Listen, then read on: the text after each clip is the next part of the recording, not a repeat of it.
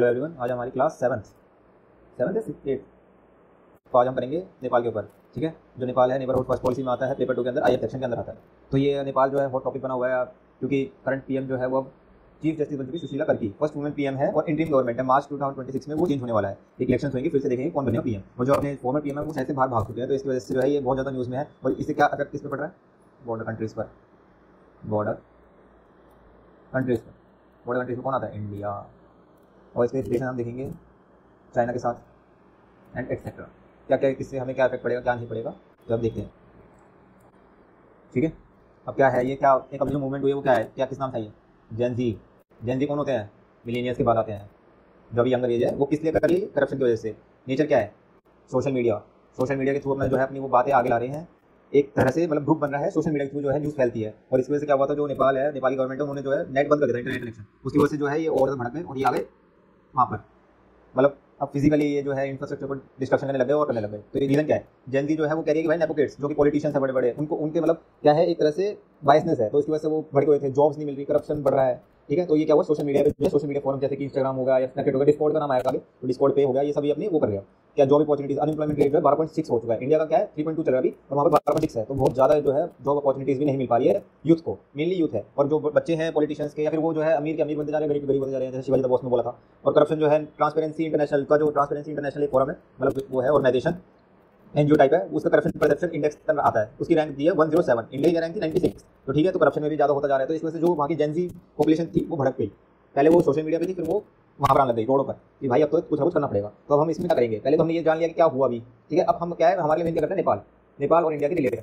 इसमें हम क्या करेंगे, इसकी इंपॉर्टेंस क्या है, ठीक है, इशूज़ क्या है, वे फॉरवर्ड क्या है, इंट्रो क्या लिखना चाहिए हमें अगर नेपाल आता है तो। ठीक है, इसके इन दोनों का मतलब क्या है, आज करंटली किस पोजीशन पर है दोनों।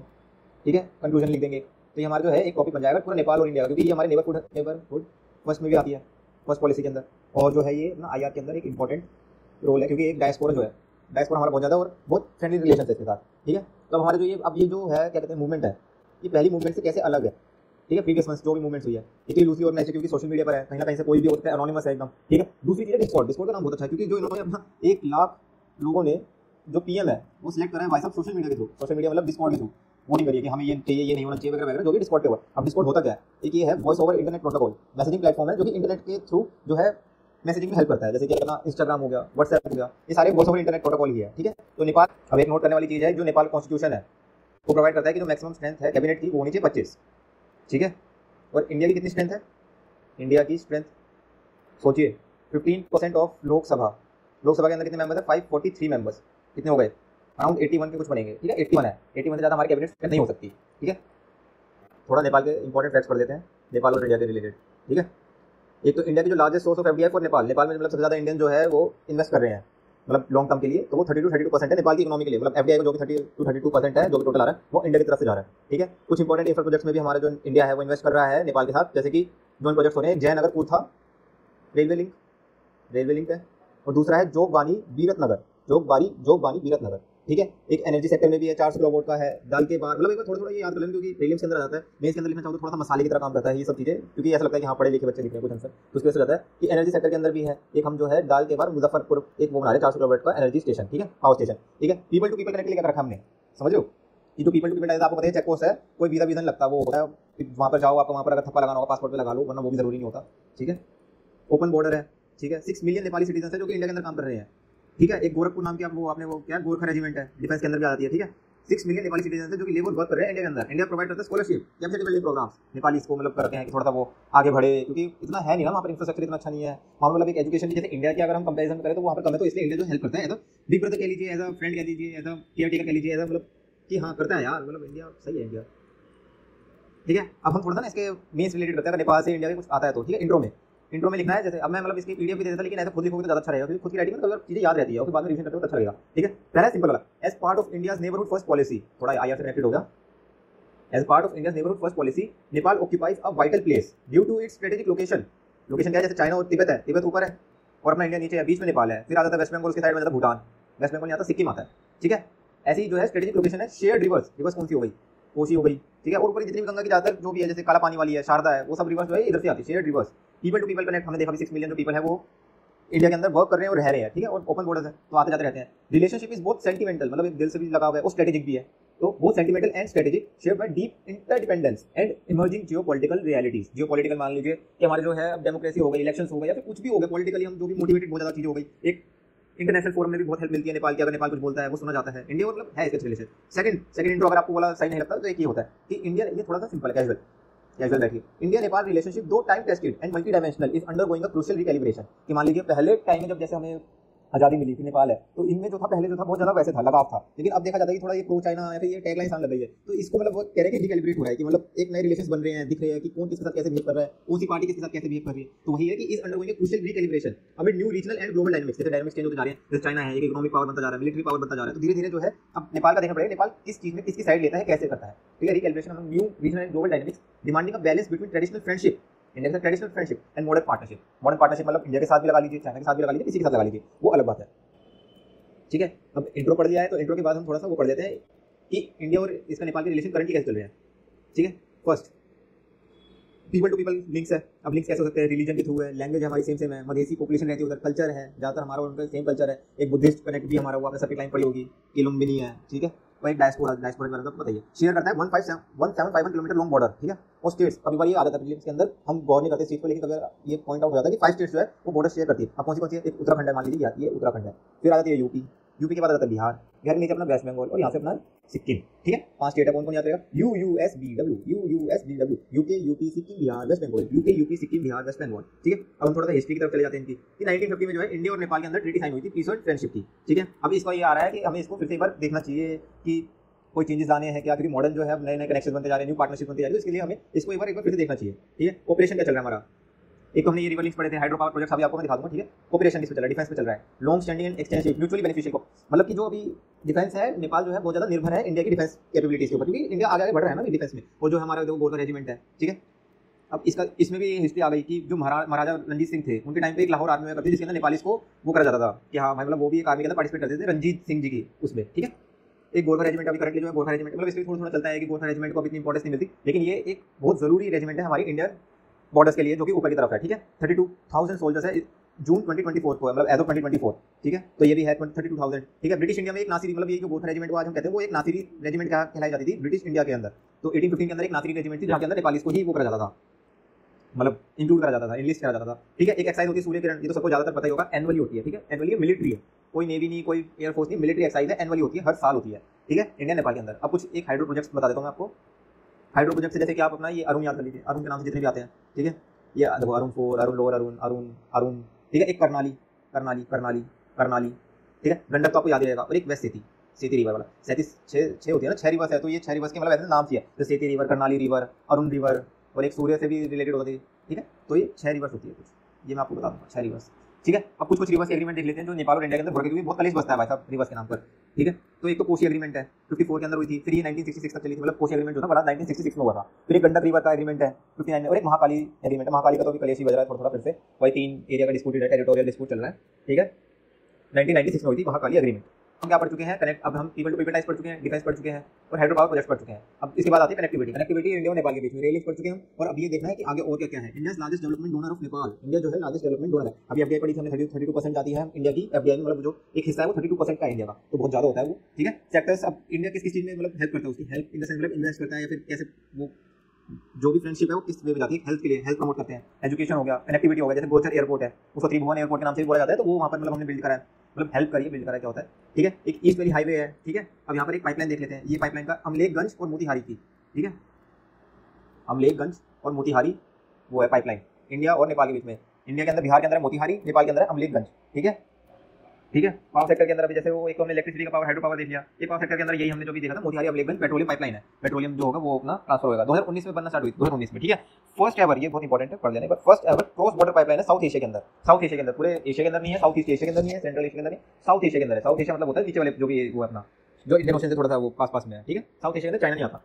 नोट, एक्सपोर्ट ऑफ इलेक्ट्रिसिटी, हाँ एक इलेक्ट्रिसिटी का जो है अपना नेपाल से इंडिया पे, नेपाल, जैसे इंडिया ने कहा ना कि अगर आपका एक्स्ट्रा जो इलेक्ट्रिसिटी बन जाती वो आप हमें दे दीजिए, हम उसे पैसे दे देंगे। हमारा क्या होगा, इससे जो इलेक्ट्रिसिटी के लिए कोल होता है बर्न वो भी कम हो जाएगा, क्योंकि वहाँ पर जो बहुत ज़्यादा रिन्यूएबल एनर्जी से बनता है वहाँ पर सामान, हाइड्रो पावर जैसे बहुत ज़्यादा जरूरी है, इसलिए हम वहाँ पर हाइड्रो पावर में बहुत इन्वेस्ट भी करते हैं कि वहाँ पर जो है उनकी भी एक इकोनॉमी बढ़ती रहे और इंडिया को भी हेल्प मिले। ठीक है, एक्सपोर्ट करता है electricity Nepal to India reach around 650 megawatt, 2023 की बात है ये, 650 मेगावाट।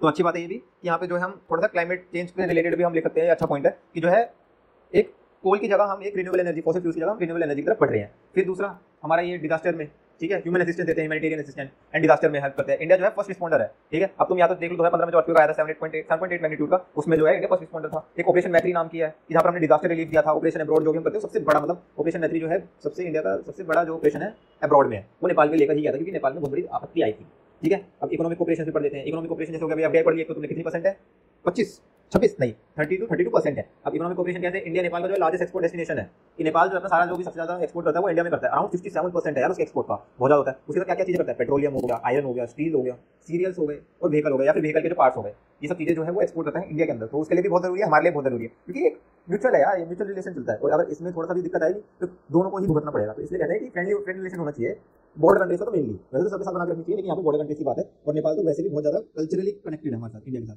ठीक है। तब कल्चरल एक्सचेंज आ गए, ऑर्गेनिक है, कोई वो नहीं है कि हमें किसी चीज फायदे के लिए कर रहे हैं, नहीं। हमारा पास बहुत पुराना है और हमारा फ्यूचर बहुत आगे तक चलना चाहिए, ठीक है। ऑर्गेनिक कल्चरल लिंक्स है। नेपाल भारत लाइब्रेरी 1951 में काठमांडू में बनी थी, कि वहाँ पर जो है दोनों के कल्चर, दोनों की चीजें इंपॉर्टेंट पॉइंट, उसकी एक लाइब्रेरी उसकी किताबों की बनाई थी। अब इंपॉर्टेंस क्या है नेपाल की इंडिया को लेकर, ये तो हमने वैसे पढ़ लिया कि क्या क्या कनेक्शन है दोनों के, म्यूचुअल क्या क्या है। अब इंपॉर्टेंस नेपाल किस लिए इंपॉर्टेंट है हमारे लिए, ज्यादा सेम चीजें हैं, वही इंपॉर्टेंस को कर भी जियोपॉलिटिकल स्ट्रेटेजिक बफर है चाइना और इंडिया के बीच में। इंडिया की सिक्योरिटी आर्किटेक्चर का बहुत इंपॉर्टेंट पार्ट है, ठीक है। लिम्ब एंड स्टील जो भी कहो आप, वो है नेपाल अभी इंडिया के लिए, क्योंकि ऊपर है देखो चाइना, यहाँ पर चाइना और बीच में ऐसे नेपाल आ जाता है। तो यहाँ पर जो है बफर है, जैसे कि ब्रिटिश लोग कहते थे अवध को वेस्ट बंगाल बचाने की। अब मैं ये नहीं कहूँगा इसको कुछ बताने के लिए, लेकिन एक बहुत इंपॉर्टेंट हमारे लिए पार्ट है यार, इंडिया का पार्ट है, ठीक है। हाइड्रो पावर हो गया, एनर्जी सिक्योरिटी देख लिया, जैसे हाइड्रो पावर प्रोजेक्ट हो गया उनके नाम से हो गए। और हमारा वो भी हमने वो क्या देखा था, उसका पाइपलाइन एक बन रही है। तो ये सब चीजें हैं जो एनर्जी सिक्योरिटी में हेल्प करती है, कि वो हमें जो है 650 मेगावाट उसने अभी तक हमें वो कर दिया है, एक्सपोर्ट करा है पावर को। तो वो भी बहुत इंपॉर्टेंट है हमारी एनर्जी सिक्योरिटी के लिए, ठीक है। एक कनेक्टिविटी एंड रीजनल इंटीग्रेशन है, कॉरिडोर्स बनते हैं, जैसे कि अपना बे ऑफ बंगाल में हम हेल्प करते हैं उसको, मतलब अपनी जगह देते हैं कि आपको ट्रांसपोर्टेशन करने की, क्योंकि वो तो लैंड लॉक कंट्री है। तो अगर उसको करना है तो हम वेस्ट बंगाल के थ्रू बे ऑफ बंगाल से हम उसके वो ट्रांसपोर्ट करवा देते हैं, हेल्प करते हैं, ठीक है। बॉर्डर स्टेट्स हो गया हमारी, साउथ एशिया हो गया, सेंट्रल एशिया हो गया, चाइना हो गया, इन सबसे एक वो है बफर मान लो, कनेक्टिविटी मान लो, बहुत ज्यादा इंपॉर्टेंट है कनेक्टिविटी के लिए भी। इकोनॉमिक एंड मार्केट लिंक्स तो आपने देख लिया है, जैसे कि हार्ट्स होते हैं, बहुत सारे हार्ट्स बनते हैं, एक्सपोर्ट होता है, इन्वेस्टमेंट होता है, एफडीआई बढ़ रही है, कल्चरल एक्सचेंजेस हो गए, जैसे सॉफ्ट पावर में हेल्प करते हैं, क्योंकि हमारे जो बुद्धिस्ट सर्किट मान लो आप, हमारा हिंदू सर्किट भी मान लो आप, और सारी चीजें बहुत सारी कल्चरल, क्योंकि हमारी लैंग्वेज सेम है, हमारे कल्चर सेम है, हमारे गॉड सेम है, हमारा रिलीजन है, हमारी लैंग्वेजेस है, हमारे पीपल है, एक खाने का है, एक ड्रेसिंग सेंस है, सब कुछ सिमिलर ही है, ठीक है। फिर आप इश्यूज पढ़ेंगे, इश्यूज जो होते हैं जैसे इंडो नेपाल के, सबसे पहला है टेरिटोरियल डिस्प्यूट। टेरिटोरियल डिस्प्यूट है जो है वो है अपना सबसे जरूरी है, मतलब ये तो मतलब आएगा इंडिया नेपाल में, बहुत ज्यादा क्लीशे टॉपिक भी बन चुका है, लेकिन है नहीं वैसे तो। इंडिया नेपाल का अगर हम लेते हैं 372 किलोमीटर स्क्वायर एरिया, ठीक है, स्क्वायर किलोमीटर एरिया है। वो लिपियाधुरा, लिपुलेख और कालापानी, ये 3 जगह है। ये देखिए, ये नेपाल है, ये यूके मतलब लंदन नहीं, उत्तराखंड, ठीक है। ये लिपियाधुरा एकदम तिब्बत के एकदम ये ट्राई जंक्शन पर है, तीनों के, समझ रहे हो, बहुत इंपॉर्टेंट एरिया, क्योंकि चाइना भी इसमें ना मतलब थोड़ा अपना योगदान दे रहा है, अच्छा वाला, सही है, एकदम सही जा रहा है। ये लिपुलेख पास है और ये कालापानी है। अब यहाँ से रिवर जाती है, वो रिवर के ऊपर हुआ था, क्योंकि हिस्ट्री में ये था कि जो भी ये रिवर है, इसकी जो भी वेस्ट वाली है वो इंडिया का है, जो भी ईस्ट वाली है वो नेपाल की है। लेकिन जो है रिवर को अपना कोर्स चेंज करती रहती है, तो उसकी वजह से जो है अब दिक्कत आ रही है कि नहीं ये वाला एरिया हमारे अंदर था, ये वाला उसके अंदर था, तो ये चीजें दिक्कत दी जा रही है, ठीक है। At India Nepal China tri junction in UK, Pithoragarh district, ये इंपॉर्टेंट है, पिथौरगढ़ डिस्ट्रिक्ट याद कर लेना एक बार, कि पिथौरगढ़ डिस्ट्रिक्ट है वो इशू क्रिएट हो रहा है कि वो नेपाल कहता है कि वो हमारा एरिया, इंडिया कहता है नहीं हमारा है, ठीक है। अब एक नोट है कि जो मतलब इस ट्रीटी का नाम भी याद होना चाहिए थोड़ा बहुत, क्योंकि बहुत ज्यादा न्यूज में आता है, तो नेपाल तो भी अगर न्यूज में चल रहा है तो इंपॉर्टेंट टॉपिक बन जाता है। जो नेपाल और इंडिया है वो बॉर्डर जो डिलिनेट हुआ था वो होता है सुगोली ट्रीटी की वजह से, SUGAULI ट्रीटी, सुगोली ट्रीटी कब हुई थी 1816 में, ठीक है। अब क्या हुआ था, वहाँ पर रिनाउंस हो गई थी all treaty to west of Kali river, जो कि हो गई, जैसे महाकाली हो गई, शारदा रिवर हो गई, वो हो गई नेपाल के लिए, ठीक है। और बाकी जो है वो हमारे लिए हो गई, ठीक है। अब सेकंड ट्रीटी जो हुई थी मतलब इसी को रिट्रेट करा था 1923 के अंदर, ठीक है। दूसरा इंडिया चाइना नेपाल, अब इंडिया चाइना नेपाल का जो रिलेशन है, इंडियन फोर्स जो है, अब क्या हो रहा है, मतलब तुम्हें थोड़ी सी इशू का बता रहा हूँ। सेकंड जो है सेकंड पॉइंट ऑफ इशू किसी का नाम अगर इशू तो कोई दिक्कत नहीं है, ये दूसरा इशू, ठीक है।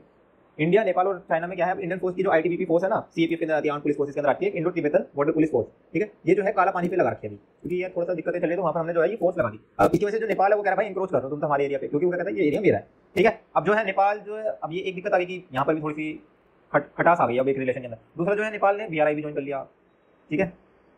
BRI जो है वो चाइना का वो है इनिशिएटिव, जिसमें वो इन्वेस्टमेंट कर रहा है ठोक ठाक कर, और उसके अंदर करता है वो डेट ट्रैप वाली पॉलिसी उसकी, कि भाई तब अपने बंदे भेजेगा, अपनी मतलब पॉपुलेशन को वो करेगा कि भाई चलो जाओ इंजीनियर्स जाओ, अपना पैसे लगाएगा कि चलो भाई हम पैसे दे रहे हैं, तुम अपना इंटरेस्ट देते रहना। और फिर बाद में वो वही वाला एलिफेंट वाला काम हो जाता है कि क्या कहते हैं उसको, बिग एलिफेंट, कि दिखने में तो बहुत अच्छा लग रहा है लेकिन है काम का एक भी नहीं, बिल्कुल एकदम। श्रीलंका में भी यही हुआ था, तो ये हो गया। दूसरा मधेसी प्रोटेस्ट चल रहा है। चौथा है नेपाल कहता है भाई बिग ब्रदर सिंड्रोम है यहाँ पे, तो कि भाई तुम तो ज्यादा बड़े भाई बनते हो, होता नहीं कि कलिश चलता है दो भाइयों में, कि बड़े वाला छोटे वाला कहता है कि परछाई में रखा जा रहा है, हमें तो बढ़ने नहीं दे रहे, तो वही वाला सिस्टम है। नेपाल कहता है भाई हमें भी तो ग्रोथ करने दो, तुम क्या मतलब बड़े भाई, मतलब कि तुम पे ज्यादा पैसा है, तुम पे ज्यादा बड़ी मिलिट्री है, तो तुम कहीं हमें दबा तो नहीं रहे, वो बात रहती है नेपाल की। मतलब दिख सकता है लेकिन ऐसा है नहीं, कोई भी इंटेंशन नहीं होता इंडिया की तरफ से यार, ऐसा है कि यार हमारे साथ बढ़ो और हमसे अच्छा भी बढ़ो, कोई दिक्कत नहीं है, कि साथ चलना चाहिए, अपना रिलेशन तो अच्छे है यार, पुराने वैसे तो है नहीं कुछ की कुछ फायदे के लिए कर रहे हैं हम, ठीक है। डिफेंस एंड सिक्योरिटी, अब जो है वहाँ से अब तुम्हें पता ही ओपन बॉर्डर है तो स्मगलिंग होती है, ठीक है, ह्यूमन ट्रैफिकिंग होती है, काउंटरफीट करेंसीज भी कभी हो जाते हैं, इधर आ जाते हैं। अब जो है रिवर्स बहुत सारी आ रही है तो उसकी वजह से फ्लड्स भी आ जाते हैं, वाटर शेयरिंग में दिक्कत आ रही है, जैसे आपने अभी एग्रीमेंट्स पढ़े बहुत सारी दिक्कतें हैं, महाकाली रिवर वाले एग्रीमेंट में दिक्कतें हैं, ठीक है। दूसरा है Nepal has a large trade deficit with India. अब हम इतना ज़्यादा वो एक्सपोर्ट कर रहा है मान लिया, लेकिन नेपाल भी बहुत ज़्यादा डिपेंड है वो, और चीज़ों में इंफ्रास्ट्रक्चर भी हम बहुत ज़्यादा कर रहे हैं। कोई लाइन ऑफ क्रेडिट पर होता है, कोई हम फ्री में कर देते हैं ऐसे, ठीक है, मतलब फ्री में क्या होता है उसको, मतलब क्या कहते हैं, कुछ तो कहते थे कि लाइन ऑफ क्रेडिट, मतलब उसको हम एक ऐसे बिना ब्याज के हम कहते थे कि ये हमारी तरफ से लो, ठीक है। कि कभी होता है कि इंडिया को कुछ कुछ करता है, बहुत जगह करता है, मेरे को वर्ड याद नहीं आ रहा। नेपाल अब ट्रेड डेफिसिट है तो ओवर डिपेंडेंस हो रही है इंडियन मार्केट पे, तो कहीं ना कहीं नेपाल को अंदर से डर लगता है कहीं हम इस पर ज़्यादा डिपेंड ना हो जाए तो दिक्कत खुद को आएगी। नेपाल ओन, जैसे हमने नहीं कहा आत्मनिर्भरता, क्योंकि हम चाइना पे डिपेंड हो गए हैं, लेकिन चाइना जो है वो एकदम सस्ते भाव में वही चीज़ें बनाता है, तो यहाँ पर कभी ना कभी उस पर डिपेंड होना ही पड़ता है कहीं ना कहीं। इसलिए ये रिलेशन है कि हमें उससे फायदा हो रहा है, हमसे फायदा हो रहा है, बस वही कभी बार जो है रिलेशन हमें वैसे करने पड़ते हैं, इंटरनेशनल रिलेशन हो गए, क्योंकि दिक्कतें होती है। अब नेपाल का जो है इंटरनल इंस्टेबिलिटी हो रही है, उसकी वजह से भी इंडिया पे को फर्क पड़ रहा है, क्योंकि यार अगर बॉर्डर्स की शांति नहीं रहेगी तो अंदर तो दिक्कतें आएगी, वो कहते हैं स्पिल ओवर इफेक्ट होता है। तो Nepal own internal instability complicate कर रही है सिक्योरिटी कोऑपरेशन में। अब कंटेम्प्रेरी अभी क्या हो रहा है, कंटेम्प्रेरी रीजन डेवलपमेंट क्या है, 2025 में नेपाल का जो first ever exporting power Bangladesh को नेपाल भेज रहा है इंडिया के थ्रू, इंडियन ग्रिड्स के थ्रू। तो ये जो है बहुत अच्छी बात है, क्योंकि इंडिया अपनी ग्रिड शेयर कर रहा है कि तुम जाओ, तुम चलो, हमें एक्सपोर्ट नहीं कर रहे पावर, हमने तो ले ली, मानो 650 मेगावाट ले रहे हैं, लेकिन अगर वो बांग्लादेश को चाहिए तो वो बांग्लादेश को हम हेल्प करने दे रहे हैं नेपाल को, तो ये रिलेशन अच्छे करता है लॉन्ग टर्म में, ठीक है। दूसरा इंफ्रास्ट्रक्चर और connectivity, Gorakhpur link express way बना रहे हैं कि बेटर ट्रेड हो सके, मोबिलिटी हो सके, जो हमारी ट्रांसपोर्टेशन कॉस्ट है वो कम हो सके, एक बेटर मतलब इंफ्रास्ट्रक्चर प्रोवाइड करवा रहा है इंडिया, हेल्प करता है नेपाल के, ठीक है। इसमें अब और क्या करना चाहिए इंडिया को, क्या करना चाहिए, ये प्रोटेस्ट हो गया, सब कुछ हो गया। पहले तो ये प्रोटेस्ट से रिलेटेड मैं बताता हूँ आपको, एक दो पॉइंट लिख देना अगर आपको कभी भी लिखना है, क्योंकि ये दिमाग में होनी चाहिए तो चीजें कि जो इंडिया को जो है डीपन करना चाहिए अपना एंगेजमेंट न्यू जनरेशन के साथ, कि मान लो तुमने पॉलिटिकल लीडर्स जो तुम्हारे पुराने हैं उनके साथ तो रखो, लेकिन अब जो तुम्हारी एक नई यूथ आ रही है पॉलिटिकल पार्टी के अंदर, मतलब पॉलिटिकल पार्टी नहीं, पॉलिटिकल पावर को ग्रैब करना चाहती है या फिर मतलब एक अपना योगदान देना चाहती है, तो आपको उनके साथ भी मिलकर करना चाहिए, क्योंकि फिर वही एक विशेष साइकिल चलता रहेगा कि हाँ भाई तुमने पुराने पॉलिटिकल पार्टी के साथ वो करा सेटअप हुआ, फिर वहाँ पर एक नई पॉलिटिकल पार्टी आई, फिर वहीं पर करप्शन हुआ, फिर यूथ जो है जेन ज़ी है तो वो दिक्कत में आई, फिर उन्होंने फिर प्रोटेस्ट करा, फिर ये मास्क वो हुआ, दिक्कत आई। तो ये इससे अच्छा है कि तुम सबके साथ मतलब एक होलसम कोऑपरेशन के साथ तुम एक डायरेक्ट मतलब वो करो यार, फोरम बनाओ कि हाँ जिसमें तुम सबके साथ एक मिलजुल कर बात कर सको, एक अच्छा रिजल्ट आ सके नेपाल की ग्रोथ के लिए। तो एंगेजमेंट करनी चाहिए new generation of Nepali leaders के साथ, जो कि both with in but also beyond the traditional big parties, कि विद इन जो है मतलब बिग पार्टीज के अंदर के साथ साथ जो बाहर भी जो नए लोग आ रहे हैं, जो यूथ आ रही है, जो चाहते हैं कि हम इंगेज करें अपनी पब्लिक के साथ, ग्रोथ में हेल्प करें, तो उनके साथ भी हमें इंडिया को इंगेज करना चाहिए, ठीक है। Engage with Nepal without being to seem as interfering in Nepal, समझ लो जैसे गुजरात डॉक्ट्रिन के अंदर था कि हमें यार ऐसा नहीं दिखना कि हम कहीं इंटरफेरेंस कर रहे हैं, कि हाँ हम तब तक करेंगे जब तक उनके लिए सही है, एक लिमिट तक ही। अगर उनको ये दिखने लगे कि अरे यार इंडिया तो ज्यादा ही बोल रहा है क्योंकि ये पावरफुल है कोट एंड कोट, तो फिर वो चीज अच्छी नहीं लगती, वो रीजनल हेजेमोन वही, जैसे कि नेपाल को लगता है कि तो बिग ब्रदर है या फिर रीजनल में अपना ये हुकूमत जमाना चाहता है, तो वैसा हमें दिखना भी नहीं चाहिए और करना भी नहीं चाहिए। कि जैसे रीजनल हेजेमोन कौन होता है, an elephant that is capable of both, क्योंकि जो इंडिया है वो अपने एक प्रोडक्टिव और डिस्ट्रक्टिव इफेक्ट है कि अगर वो कुछ करता है तो उसे वो डिस्ट्रक्शन भी ला सकता है, प्रोडक्शन भी ला सकता है, मतलब प्रोडक्टिव भी काम कर सकता है, और अगर वो कुछ भी नहीं करता तो तब भी एक प्रोडक्टिव काम कर सकता है, डिस्ट्रक्टिव भी। तो मतलब क्या है, इंडिया को एक बैलेंस बना के चलना पड़ेगा नेपाल के साथ, क्योंकि हमें लॉन्ग टर्म में रिलेशन अच्छे चाहिए नेपाल और बॉर्डरिंग कंट्रीज के साथ, सबके साथ नहीं बन पाता लेकिन बॉर्डरिंग कंट्रीज को बहुत जरूरी होती है, ठीक है। दूसरा है कि हमें जो है जब भी हमने देखा है कि कोई भी इकोनॉमी होती है उसके अंदर जब भी शिफ्टिंग होती है, जैसे कि पॉलिटिकल पार्टी श्रीलंका में देखा, बांग्लादेश में, तो एक इकोनॉमिक स्लोडाउन आ जाता है, तो वहीं पर हमें जो है एक इकोनॉमिक उनको डिपेंड, वो क्योंकि हम पे है डिपेंड, तो हमें जो भी है उनकी हेल्प करनी पड़ेगी इकोनॉमिकली, चाहे हम उनको क्रेडिट ऑफ लाइन दे या फिर हम उनको कैश दे या फिर एक भाई वो फ्री वर्ड मेरे को याद नहीं आ रहा है, कोई अगर किसी को याद हो तो कमेंट में प्लीज मैसेज करना, वरना तो वैसे मैं सर्च कर ही लूंगा अभी, ठीक है। जैसे बांग्लादेश हो गया, श्रीलंका हो गया, कोई भी ट्रांजिशन के चक्कर में ना स्लो डाउन आ गया था इकोनॉमी, तो हमें जो है वो एक हेल्प करनी पड़ेगी उनको इकोनॉमिकली भी, ठीक है। ये 3 पॉइंट्स हो गए, बहुत इजी है कि तुम्हें इकोनॉमिक हेल्प करनी है, तुम्हें एक रीजनल हेजेमोनी दिखना है, एक बैलेंस के साथ काम करना है, और तीसरा है कि तुम्हें पॉलिटिकल लीडर्स प्लस यूथ के साथ सबके साथ मिलजुल कर एक बैलेंस भी तुम्हें वो बात करनी है, ठीक है। Beyond the political it is this delivery oriented economic dimension in India's Nepal policy that will eventually bring the biggest dividend for both side. वही चीज बोलिए जो कि ऊपर 3 पॉइंट्स लिखी है, एक टाइप से जो है समरी है 3 पॉइंट्स कि तुम्हें जो है ना यार एक डिलीवर करना पड़ेगा इकोनॉमिकली, पॉलिटिकली, सब कुछ तुम जो भी उसकी मदद कर सकते हो, क्योंकि ये जो है ना ये इवेंचुअली ग्रेजुअली एंड इवेंचुअली तुम दोनों को ही एक अच्छा रिजल्ट देगा, डिविडेंड देगा लॉन्ग टर्म में, ठीक है। और अब ये अलग चीजें और क्या हो सकती है कि मॉडर्न कर दे या रिव्यू करें हम 1950 ट्रेडी को, जैसे कि मैंने बोला था कि क्योंकि करंट रियलिटीज जो है वो चेंज होती जा रही है। दूसरा वही है कि जो बॉर्डर डिस्प्यूट्स है उसको फास्ट ट्रैक करे, ट्रांसपेरेंट मैपिंग के थ्रू जॉइंट वेरिफिकेशन करे कि हाँ यार ये हुआ था, सब अपने मैप दिखा रहे हैं, एक ट्रांसपेरेंटली ओपनली होना चाहिए, एक ऑब्जेक्टिवली रैशनली एक एग्रीमेंट साइन होना चाहिए, ठीक है, ठीक है। तीसरा पॉइंट है supporting Nepal balance foreign policy, कि उनकी एजेंसीज को हेल्प करे, रिइंफोर्स करे इंडियन ट्रस्ट की, हेल्प करा जाए कि अपनी एजेंसीज को प्रोवाइड करा जाए या फिर उनकी एजेंसी को ट्रेन करा जाए या फिर एक वैसे फॉरेन पॉलिसी बनाई जाए, समझ रहे हैं, ठीक है। स्ट्रेंथन करना पड़ेगा हमें बॉर्डर मैनेजमेंट, क्योंकि बॉर्डर पे बहुत ज़्यादा दिक्कतें आ रही है, तो थोड़ा सा लीगल फ्रेमवर्क होना चाहिए कि जो कि ये मतलब करप्शन कह रहा हूं, स्मगलिंग हो गई, ट्रैफिकिंग हो गई या फिर काउंटरफीट करेंसीज हो गई, ये सब थोड़ा सा कम हुए, ठीक है। इंस्टीट्यूशनलाइज करना पड़ेगा हमें मल्टी लेवल कोऑर्डिनेशन, जैसे कि हमारा एक तो सेंट्रल लेवल पे हो गया अभी, तो हमें स्टेट लेवल पे भी जैसे यूपी हो गया 5 स्टेट्स कौन सी थी, UK, Bihar, West Bengal and Sikkim, और डिस्ट्रिक्ट हो गई जो कि कलेक्टेड डिस्ट्रिक्ट है, उनकी कमिटीज जो है कि उनको वो एक कनेक्शन बना रहे, जिससे कि क्या होगा एक अच्छे ऑपरेशनल टाइप्स बनेंगे, जैसे लिखा हुआ सीमलेस ऑपरेशनल टाइप्स, मतलब अच्छे से बातचीत हो पाएगी, अच्छे से कन्वे हो पाएगा अपना मैसेज, ठीक है, लॉन्ग टर्म रिलेशन के लिए। अब कंक्लूजन जो है, पहला कंक्लूजन, इसमें मैंने 2 कंक्लूजन लिखे हैं, अपना उस हिसाब से लिखना कि आपको जो पॉइंट छाटने होते हैं एंड ऑफ द डे, कि आपका क्वेश्चन आया, आपने देखा कि हाँ आपके पॉइंट्स कुछ दिमाग में थे, आपने ऑन द स्पॉट लिख दिया, क्योंकि वहाँ पे सोचने का टाइम नहीं होता, आपको सोचते सोचते लिखना पड़ेगा, जो मैंने आपको अपने ओरिएंटेशन क्लास में बोला था वैसे ही होता है मींस के अंदर, ठीक है। कंक्लूजन क्या हो सकता है, with shared history as a foundation, shared history as क्योंकि हमने ऊपर इंट्रो में लिखा था शेयर्ड हिस्ट्री है, ठीक है, सेंटिमेंटल वो है हमारे, shared history as a foundation and shared development as the goal, ये देखो हमने ये अपना वैसा बता दिया कि हमारा क्या हो रहा है और ये हमारा क्या गोल है। Share development as a goal, India and Nepal must turn proximity की साथ साथ में चक्के पड़े थे, मतलब ये नहीं इनटू जेन्युइन पार्टनरशिप कि बस है इसलिए नहीं, हमें करना है, हमें आगे ग्रोथ करनी है। Into genuine partnership for a stable and a prosper neighbourhood,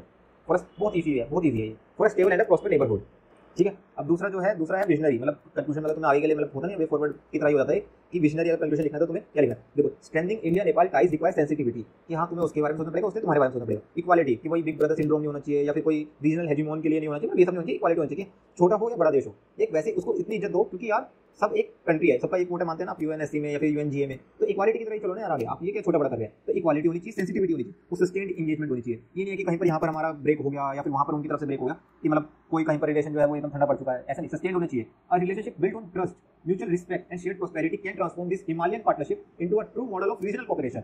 समझ लो, हिमालयन पार्टनरशिप बहुत सही वर्ड है ये, transform this Himalayan partnership into a true model of regional cooperation, ठीक है। अब यहाँ पर ये जो होता है इंडिया नेपाल का, ये टॉपिक एकदम खत्म होता है। Thank you.